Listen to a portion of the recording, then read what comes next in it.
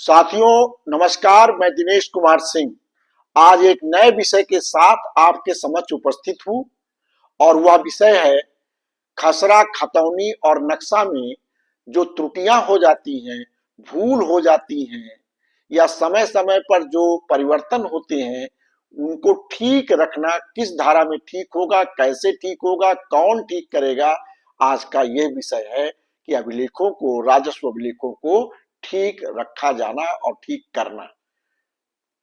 साथियों, उत्तर प्रदेश राजस्व संहिता की धारा 32 महत्वपूर्ण है और उसके क्रम में धारा 38 बनी है और इस संबंध में नियमावली का नियम 36 है।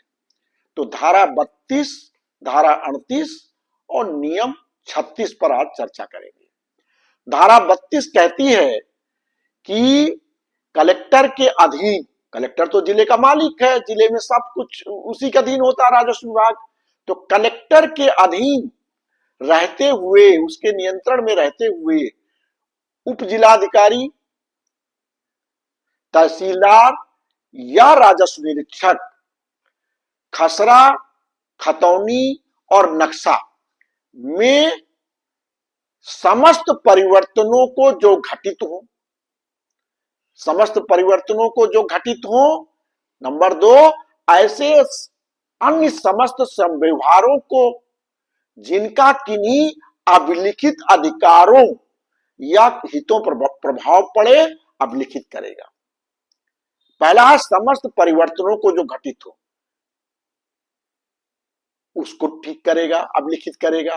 क्या होते समस्त परिवर्तन? जैसे आपकी जमीन है, आपके नाम है, अब आपने किसी को जमीन बेच दी, वसीयत कर दी, दान कर दी, तो नियम में जो धाराएं हैं उनके अंतर्गत मुकदमा और वाद और प्रार्थना पत्र पर आपका निस्तारण होगा। कोर्ट आदेश करेगी, सक्षम न्यायालय, और उससे आपका नाम हट करके दूसरे का आना चाहिए।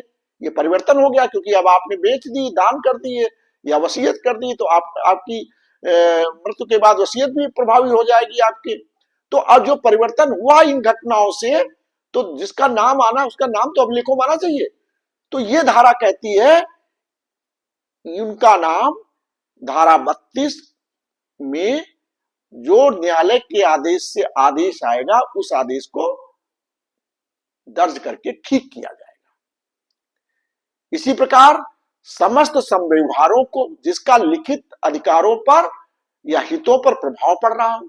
अब मान लीजिए आपकी जमीन है, आपके नाम है, लेकिन आपने ऋण ले लिया और जमीन को बंधक रख दिया बैंक की। तो जो पहले आपके अधिकार थे, अब वो अधिकार जब तक बंधक रहेगी तब तक थोड़ी रहेंगे। उस जमीन को बिना बैंक की अनुमति से आप नहीं विक्रय कर पाएंगे क्योंकि वो बंधक है, क्योंकि उस बैंक का कर्जा है।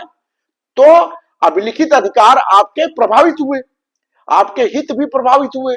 अगर बेचोगे तो बैंक का हित प्रभावित हो जाएगा, तो हित प्रभावित। तो ऐसे जो घटनाएं होंगी उनको भी धारा 32 में जो बैंक का आदेश आएगा उसको टिप्पणी कॉलम में दर्ज करके खतौनी को ठीक किया जाएगा। तीसरा, किसी ऐसी गलतियों को ठीक करेगा जिनके बारे में साबित हो जाए कि वो पहले से तैयार किए गए अभिलेख में की गई थी। वह भी कलेक्टर के नियंत्रण में रहते हुए उप जिलाधिकारी, तहसीलदार और राजस्व निरीक्षक किन्हीं ऐसी गलतियों को भी ठीक करेंगे जिनके बारे में साबित हो जाए कि वह पहले तैयार किए गए अभिलेख में की गई थी। साथियों, तो इस प्रकार धारा 32 में यह प्राविधान है।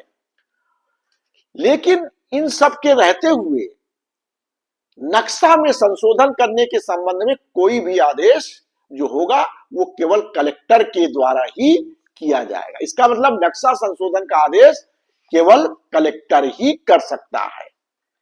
धारा 32 की उपधारा 2 में यह भी कहा गया है कि इस धारा में कोई भी गलतियां जो सुधार करने की बात है, गलतियों के सुधार के लिए ऐसे आवेदन स्वीकार नहीं किए जाएंगे जिसमें टाइटल का हित निहित हो और कब्जे के आधार पर ठीक करने को कहा जा रहा हो। तो ऐसे आवेदन स्वीकार नहीं किए जाएंगे जिसमें दावा एकमात्र कब्जे के आधार पर आधारित हो और जिसमें टाइटल का प्रश्न निहित हो। तो ऐसे मामले तो इस धारा में नहीं आएंगे। धारा 144 में घोषणात्मक बाद में तय होंगे।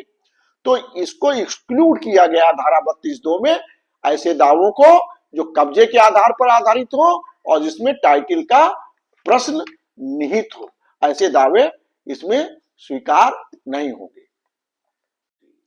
साथियों, धारा 38, धारा 32 में जो कहा गया है कि आगे उपबंधित रीतियों के अनुसार, धारा 32 में तो जो घटनाएं घटित हो रही हैं परिवर्तनों संबंधित या जो संव्यवहार हो रहे हैं जिससे कि प्रभाव हितों पर अधिकार और हितों पर प्रभाव पड़ रहा है, उनका भी ठीक करने का काम है। और तीसरा उसमें वो है जो गलतियां हुई हो उनको ठीक करने का काम है। लेकिन धारा 38 केवल और केवल, धारा 32 तो व्यापक है, धारा 38 व्यापक नहीं है। इसमें केवल गलतियों और लोप के सुधार के संबंध में विस्तृत प्राविधान किए गए हैं। धारा 38 में क्या प्राविधान किया गया है? केवल नक्शा, खसरा व अधिकार के अभिलेख में किसी गलती, गलती मीन्स एरर, लोप मीन्स ओमिशन, जो कुछ चीज छूट गई हो, के लिए प्रार्थना पत्र तहसीलदार को दिया जाएगा। सबसे पहला प्रावधान 38(1) में है कि आप अगर समझते हैं कि मेरे खसरे में गलती है, मेरी खतौनी में गलती है, या मेरे नक्शे में कोई त्रुटि हो गई है, मेरा खतौनी में तो जो डाटा है उसका रकबा तो जितना लिखा है और जो आकृति बनी है वो छोटी बनी हुई है, आकृति के हिसाब से रखा कम है, तो आकृति आपकी ठीक होनी चाहिए। तो खसरा, खतौनी और नक्शे में हुई त्रुटि को ठीक कराना अगर है तो आप आवेदन कहां देंगे? वो देंगे आवेदन तहसीलदार को। आपको अन्य किसी को आवेदन देने की जरूरत नहीं है, क्योंकि आप उप जिलाधिकारी को आवेदन देंगे या जिलाधिकारी को आवेदन देंगे तो वो भी मार्क होके तहसीलदार को आएंगे, तो ये समय वेस्ट होगा। इस समय को बचाने के लिए उत्तर प्रदेश राजस्व संहिता 2006 में 38(1) में ही ये प्रावधान कर दिया गया है कि इस तरह के आवेदन आप तहसीलदार को सीधे दे देंगे। आवेदन देने की भी एक प्रक्रिया है जो नियम 36 में बताया गया कि आवेदन कैसे देंगे। आप आवेदन जो देंगे, प्रार्थना पत्र जो देंगे, उसमें क्या लिखेंगे? आवेदक का नाम, पिता का नाम, पता। दूसरा क्या लिखेंगे? वह दस्तावेज जिसकी दुरुस्ती की जानी है, वह भी आप विवरण उसका लिखेंगे और लगाएंगे भी। तीसरा क्या होगा? उस भूमि का भी विस्तृत विवरण आप ब्यौरा देंगे जिसके संबंध में त्रुटि या लोप संबंधित है, जिससे त्रुटि। चौथा क्या देंगे? त्रुटि और लोप का संक्षिप्त विवरण भी देंगे, क्या त्रुटि हुई है। पांचवा, आवेदन के साथ नक्शा, खसरा, खतौनी की प्रमाणित प्रति भी संलग्न करके आप आवेदन तहसीलदार को देंगे। तो इस तरह 36(1) जो नियम बना है उसमें ये 5 बिंदु दिए हैं कि आप आवेदन जो तहसीलदार को 38(1) में देंगे उसमें इन 5 चीजों का उल्लेख करते हुए आप आवेदन देंगे। 38(1) में यह भी है कि कोई जरूरी नहीं कोई आवेदन दे तभी आप सुधार करेंगे। तहसीलदार के संज्ञान में यदि किसी अन्य प्रकार से भी आ जाता है तो अभी तहसीलदार उसको अपने संज्ञान में लेकर के संबंधित पक्षों को सुनवाई का अवसर दे करके, सुन करके, कागजात देख करके, अभिलेख देख करके अपनी रिपोर्ट तैयार करेंगे। तो इस प्रकार आवेदन पर भी और अन्यथा किसी तरह जानकारी होने पर भी तहसीलदार संबंधित पक्षों को सुनवाई का अवसर दे करके, जांच करके अपनी रिपोर्ट तैयार करेंगे।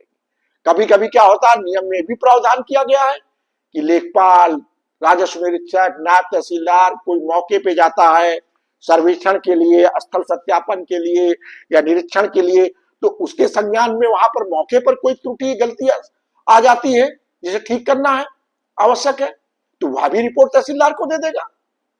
कोई जरूरी किसान ही दे तो वह भी दे देगा तहसीलदार को। तो इस प्रकार की प्राप्त रिपोर्ट पर भी तहसीलदार संज्ञान लेकर के जांच करेगा संबंधित पक्षों को सुनेगा, अपनी रिपोर्ट तैयार करेगा। अपनी रिपोर्ट तैयार करने के बाद किसको देगा? आदेश करने का अधिकार तहसीलदार को नहीं दिया गया। अपनी रिपोर्ट तैयार करने के बाद वह रिपोर्ट को नक्शा का अगर संशोधन होना है तो कलेक्टर को भेजेगा, खसरा खतौनी में संशोधन होना है तो अपनी रिपोर्ट को उप जिलाधिकारी को, तहसील का जो उप जिलाधिकारी है जिसको एसडीएम भी कहते हैं, एसडीओ पे कहते हैं, assistant collector in-charge of subdivision भी कहते हैं, उसको अपनी रिपोर्ट भेजेगा।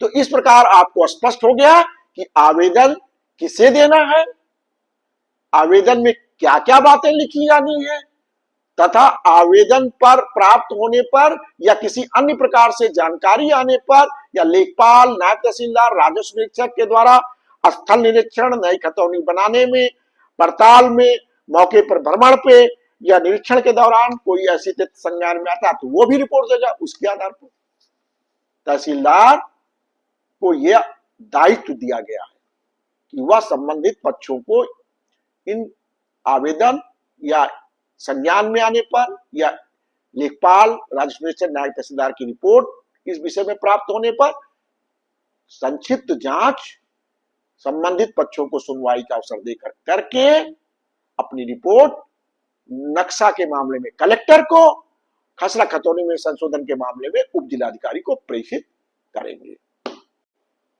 साथियों, उप जिलाधिकारी या कलेक्टर को जो रिपोर्ट तहसीलदार से प्राप्त होगी उस पर सभी संबंधित पक्षों को सुनवाई का युक्त अवसर दिया जाएगा।